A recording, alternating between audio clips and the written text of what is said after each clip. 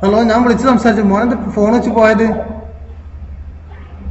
അതെ ചേട്ടാ, ഇവിടെ ഒരുപാട് കോൾ വരുന്നത്. നിങ്ങൾ ഒന്ന് ജെന്യൂൻ ആയിട്ടുള്ള നിങ്ങൾ ഈ പറയുന്ന ആള് ജെന്യൂൻ അല്ലാതെ എനിക്ക് തോന്നുന്നതാണ് ഞാൻ ഫോൺ വെച്ചത്.